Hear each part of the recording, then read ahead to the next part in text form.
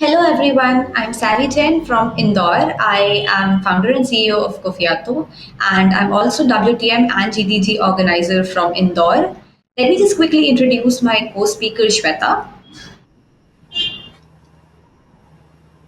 Hey Shweta, we would be taking a session on building an end-to-end pipeline for a predictive model. This is going to be a beginner level model.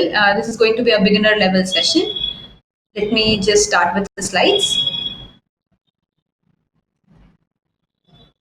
And for you all to go hands-on with the slide with the collab, you can directly go to the link as mentioned. And yeah, that's it. First of all, we need to know what all are the steps in the predictive modeling. Initially we need to like whenever we have the data we need to understand what your domain is all about. So if understanding the domain, after that you take all your data, you put it in a data analyzer, you understand all the data analysis, you do all the data analysis on the part of it, then you take it, and then you take your understood data to data wrangling, where you do a lot of munching on the data, take all the data to understand and make visualizations out of it. And from the visualizations, we actually go for feature engineering, selection of models, and then actually doing the modeling and the prediction part. So let's start with understanding the domain. Whichever domain you are like, whichever model you are building, you need to understand the domain. You have to understand the domain knowledge of it. As in, you need to understand the nuances of that data, and you need to understand, for example, if you have, say, you are referring to healthcare and medicine data, you need to understand the genetics, biomedicine, whatever terminology are being used.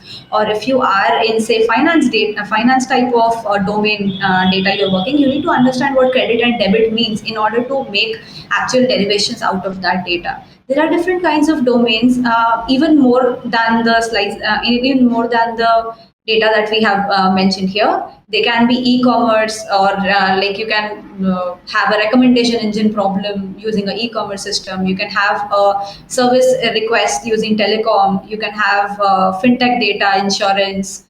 You can make self-driving cars, robotics, etc. So understanding the domain is of utmost importance. Let's understand the types of data type, like the data types that we have. Start. There are majorly two types of data, that is structured data and unstructured data. So if you do not have any specific form to your data, then it becomes an unstructured data. So generally audio type of data, audio, video or images are unstructured type of data, where you do not have a tabular or a file format view for your data. When you have a like tabular or a file format view of data, then it becomes a structured data. So in structured data, we have ordinal, numerical, categorical types of data. And like if you are considering Sunday, Monday, Tuesday, so these are different values, but then they do not have any ranks. So these can be considered as categorical data, as days of the week or months of the year. These are categorical. If you have specific numerical values, then they are numerical data. It divides into two types of data, that is continuous data or discrete data. For example, if you want to predict the petrol prices or gold prices, then it becomes continuous data, as in you never know, like it is not going to be a specific category. So it is going to be continuous data. Or if you are predicting like say first, second, third rank, so the ranks have values, like they, like first rank is of higher importance than a second rank, so that type of data is considered to be ordinal data.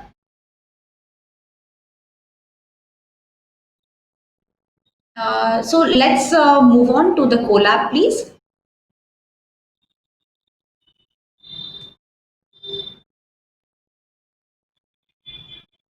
Okay, so what we are trying to show with the collab here is we are trying to use the use case of prediction of each trip duration. The data is initially taken from NYC Taxi and Limousine Commission, it is TLC, and we are referring to this collab to actually predict the trip duration of If a person takes a trip, then what is going to be his trip duration?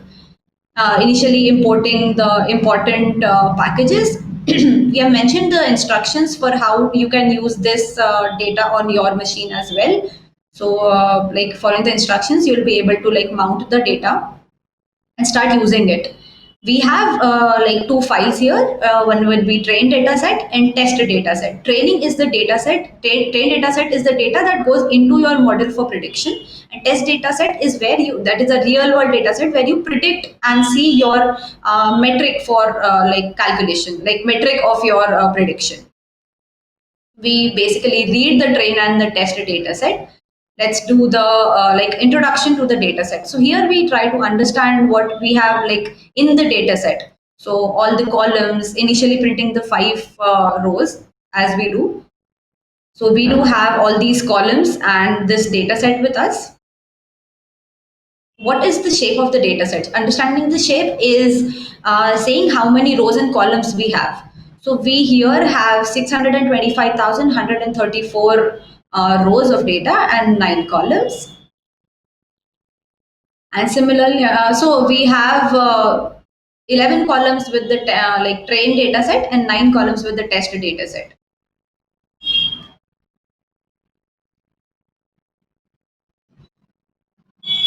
So understanding the columns that we have in the data set, we have vendor ID, which is like trying, you need to know what each feature or which what each attribute understands. So ID is not relevant because it is for unique visitor, but that does not have anything to do with the model. So later on, we'll see how we like operate on the columns. Vendor ID is something that a person like the cab vendor ID. So in our data set, we have two vendor IDs, like 1 and 2. Pick up and drop off date time. Pick up like passenger count is number of people in the like in the actual cab. Latitude, longitudes, we have pick up and drop off locations. We have store and forward flag and trip duration time. So understanding the information, we use train.info, which gives a basic information of the types of data that we have used. So mostly we have date time and numerical kind of data, and one store and forward flag we have object type of data. So what we do here is we optimize the memory usage. So by actually reading the data into a specific formats of data, we can improve the memory optimization. So initially we had 122 MB of data, which we have optimized to a 75 MB data. Understanding what the description of data looks like what is the spread of data or description. Let's move back to the slides, please.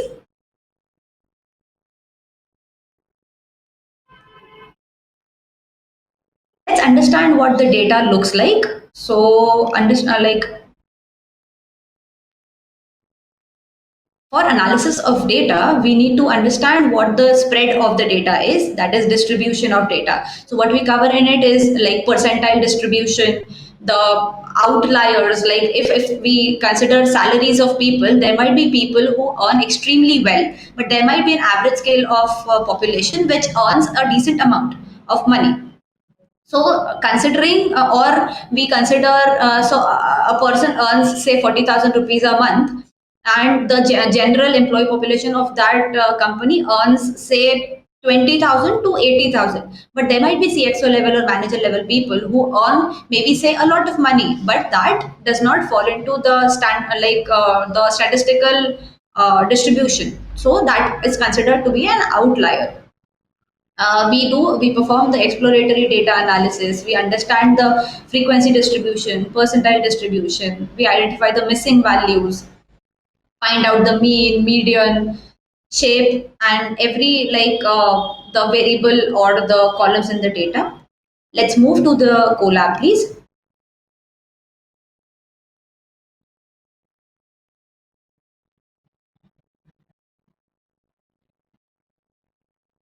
Understanding what the distribution and analysis of the data is, we do describe command.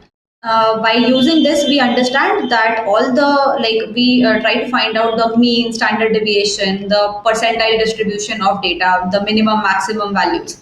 So let's do that column by column. For example, vendor ID, we have maximum two vendor IDs, like a second value and the first value. So by that we understand that there are two different types of vendors in our system. For the passenger count, we have a minimum of 0 passenger and 9 passengers at maximum in a like specific cab or a trip. The pickup and the like drop off latitudes and longitudes, we have the value as 40.73 to minus 73.93. So, considering the New York area, we have people like comparing it with the New York's latitudes and longitudes, we have people who are making outstation trips as well. So, we would like do some more like data wrangling on it to like get the actual distribution of what latitudes and longitudes are for New York area. Also, we understand that if we have like see the trip duration, we have the minimum trip duration as 1 second and maximum trip duration to a six-digit number. But we all understand that a trip cannot be of 1 second or approximately 980 hours. So we need to trip down that data as well. Similarly, the distribution of the test data set is there. Let's move back to the slide, please.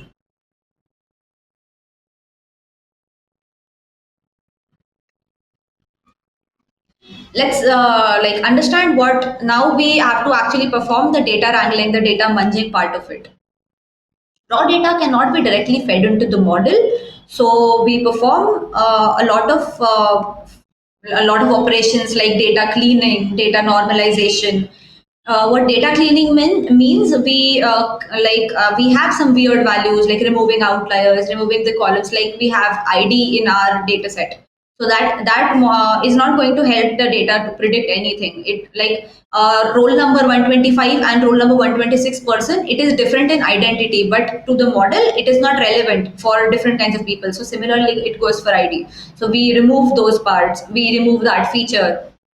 Normalization, it may for example, there might be different ranges of values for different columns. For example, salary, it is generally a like 4 digit, 5 digit, 6 digit figure, and age is generally a single digit or a 2 digit figure. But both of these, the machine might not understand what like a machine might understand a 50-year-old and a 50,000 rupees salary model, both are numbers, but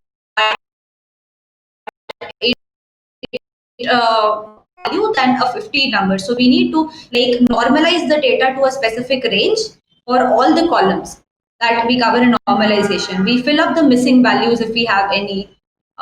We remove the duplicates for if for example there is a power shortage in my space, and 10 different people from my building, they call up the electricity board and say that there is a power shortage, but actually there is like power shortage of one single area, but 10 different requests are registered. So these kind of things, they need to be cleared from the data. This is the duplicate data, treating outliers.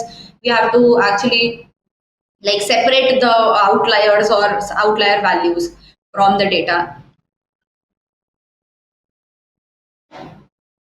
Let's move to the Colab, please.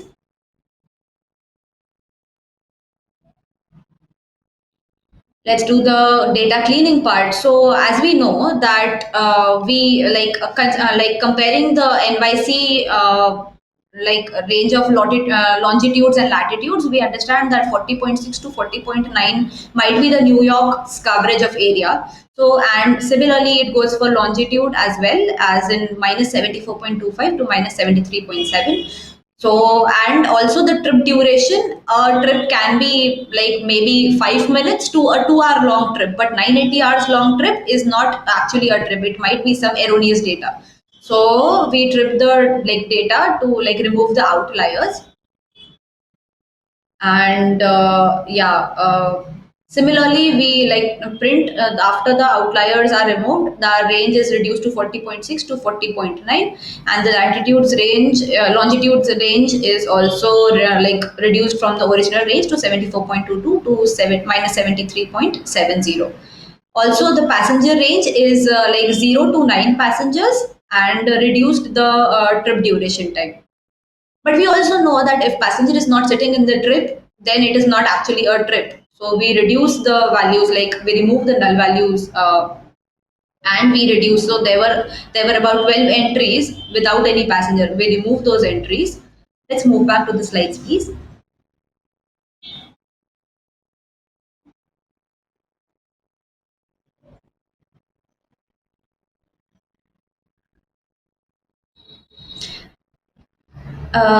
So data visualization is a great way to understand what is the distribution, the data. We understand the single columns. We understand the relation of the column to the target variables. We understand the relation of multiple columns too. So the date of birth column and the age column, it will have a lot of correlation because they both are like interdependent. Whenever is your date of birth will be your actual age.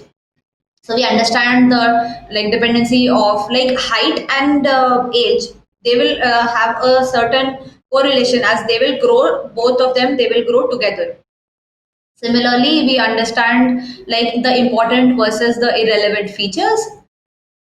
Let's understand what the different kinds of plots look like. So there is like a box plot is used to understand what the percentile distribution and the outliers are about. The line plot is used to compare the data values of like different categories in a column. Similarly, a bar plot is to understand the distribution of categories. For example, if you have people, certain people are males and others are females, then we do the gender distribution using a bar plot. A heat map is to understand the relative density of the correlation between the values. Let's move on to the Colab, please.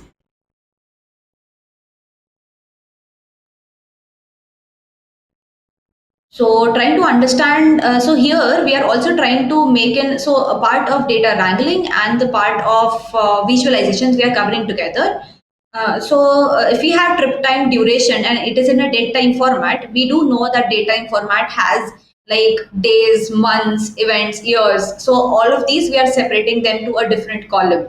So say we have converted the date of week names to Monday, Tuesday. We are converting the month names to all the months names of the year, and we are trying to analyze the like pick up and drop off for every month, year, or the hour of the day, and understanding that from the Colab, going to the visualizations.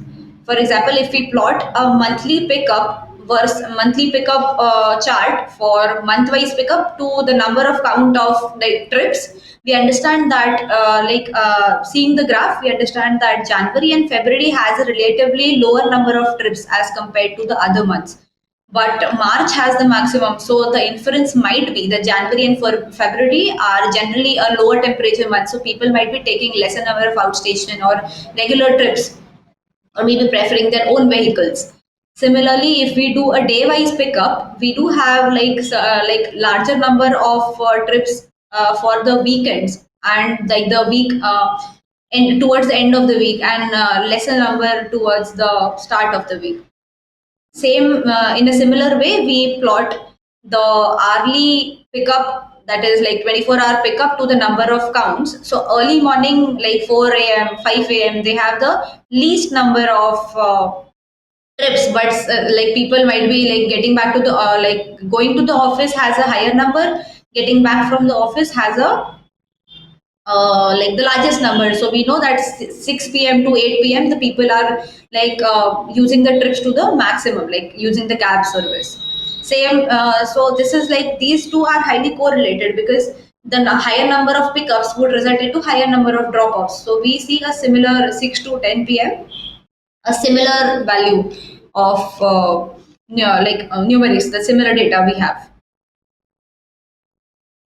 Similarly, we also like try to understand the correlation between the day of the hour versus weekdays. So we understand that like from the first heat map, we understand that maximum rush is noticed during the endings of the week. like 6 to 8 p.m. from Saturday to Sunday. So like weekends, people have the maximum number of trips taken. Similarly, we understand that June and July or the early morning hours are the maximum like trips. Let's move back to the slides.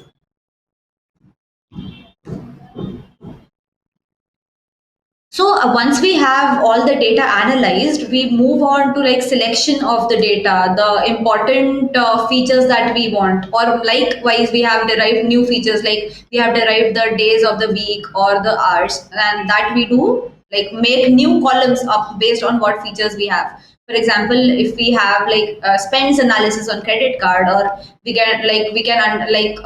people spend specific amount on coffee, and people might spend a specific amount on the tuition fees or the school fees. So we create different columns to understand how the entire spread of the data is. For example, if you have date of birth, then you can find out the person's age, and you can create a different column to have like better analysis of the input data.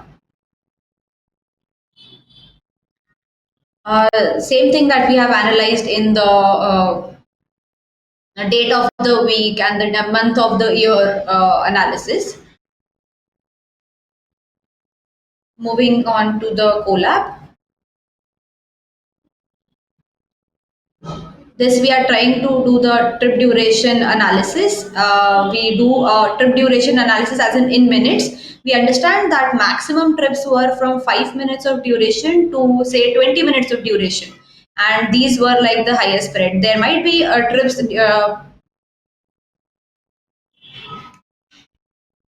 There might be like a lesser number of trips towards the 1 hour of time, or say 40 minutes to 50 minutes, but then that maximum trip is during the 5 minute to 20-minute duration. Also, if we try to understand the vendor distribution, there are like number of passengers.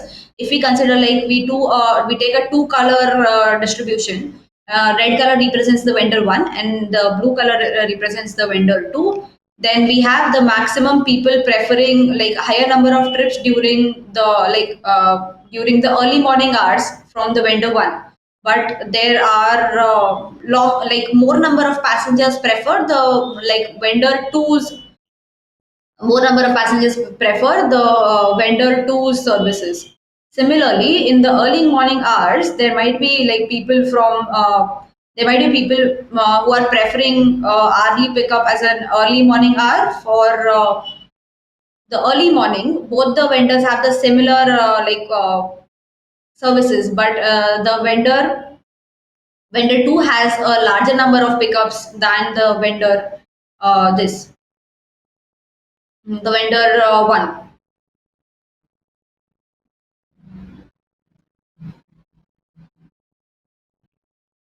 Moving back to the slides, please. I would like Shweta to now take up the session.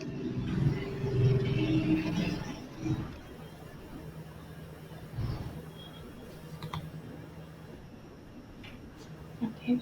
Thank you so much, Sabi. So till now, what we've tried to cover is like the staging process of building a model. We've tried to, take in raw data, clean it, manipulate it, and also understand the important features for building our model. And this, what we've actually achieved is transform the data into a format that can be actually fed to the model.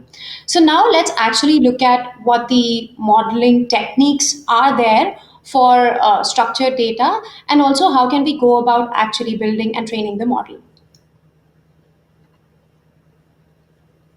Okay, so since we're dealing with structured data, that is numerical and categorical data in our problem, there are broadly two kinds of machine learning techniques that can be used on this data. So one is the supervised learning technique. The supervised learning technique basically works on label data. That means that it is a technique through which a model learns through examples. That is, the target variable that we want to approximate is actually given. And the whole process of model building is basically finding that approximation function that can actually predict the value of the target variable. The unsupervised learning technique, in that particular case, you don't really have the label data present. The objective of unsupervised learning is to find the underlying structure in the data or find the groups in the data. The supervised techniques can further be split into two broad categories: classification and regression. And how they're different is that, in case of classification, we try to predict a particular category. Like, for example, if you want to, predict whether a user's transaction would be fraudulent or not, right? So it could be either yes or no. And in case of regression, we're trying to predict a continuous value. Like, for example, we would like to predict the price of a house. In case of clustering, the example that I can give is like, customer segmentation. When you want to find different cohorts, like a company is trying to find different cohorts of their customers. So let's now understand what are the steps involved in the actual training process. So the first step that's required once we have all the features ready and we've already selected that these are going to be the features that we're going to use for training our model is to split the data into train and the test set. How this is done is that general rule of thumb is that you split your test and the train data into 20-80% ratio, or maybe a 30-70% ratio. But this depends on the size of your data set as well. For example, if you have like about 1,000 rows in your data set, then an 80-20% split between your train and test set is good. But say if you have 1 million rows, maybe you can do away with lesser test data set, because it's not really required to have like a 20% proportion of your data as in your test set for model training. The second step that is required is to set your model hyperparameters. Now, every model, every machine learning algorithm that you're going to be using, for example, if you're using like an SVM model for classification, or if you're using some tree-based model, or maybe just logistic regression, they would have some kind of hyperparameters. For example, if you're using KNN classifiers, you have to set the parameter of k, which is like the number of nearest neighbors, right? So you need to set these parameters beforehand. And you can maybe initially start with like a baseline model hyperparameter, and this can be tuned later on. I'll come to that. So then you start training your model. The training generally, how the model learns is using some kind of an optimization algorithm like gradient descent. And once your model has been trained, say your baseline model has been trained, you need to monitor the metrics. For example, if it's a classification model that you're training, then you may need to maybe either monitor the precision, recall, the F1 score, or maybe the accuracy. Or if it's like a regression model that you're training, you need to track your say the mean squared loss that needs to keep on decreasing. That means that your model is actually learning. And how do you define that? For example, in our use case, we are training a regression model. What does this loss actually mean is like how far away are our predictions away from the target variable. For example, if we are predicting the value of the trip duration, how much is the difference between our predictions versus the actual trip duration columns, okay, for the test data? So the last step that I'll cover is the hyperparameter tuning. So once you get the baseline, you need to find the best parameters for your model, because we need to optimize our model as well, right? So you can use that using the grid search CV or the random search CV method in the scikit-learn library. So once we've actually trained the model and we've also like found the best parameters of our model, the next step is to validate like how good our model is going to be on unseen data. Let me just go to that. Okay, so the first and foremost thing, if you're actually building a project in the real world, the most important thing is to create a gold standard test data set. And The speciality about this test data set is that its distribution should reflect the distribution of the data that you're kind of expecting to see in production or in the real world. I mean, if you're actually launching an application. So that's the cue for this. In our case, we already have a test data which was provided to us because we were using a public data set. But in reality, if you're doing this, you need to create this data set in mind. So you need to have all sorts of variations in your test data set so that you can test the robustness of your model. Then once you have actually you have the access to this data set, you can measure your training versus test metrics, and you can probably understand how far off is your model. Like for example, if the training accuracy, say if you have a classification model, is around like 95%, and on this gold standard test data set the accuracy that you're getting is around like 85%, then there's a 10% gap. So how can you actually bridge that? Basically, how we start, like when we start creating these models, we need to have like a benchmark performance in mind.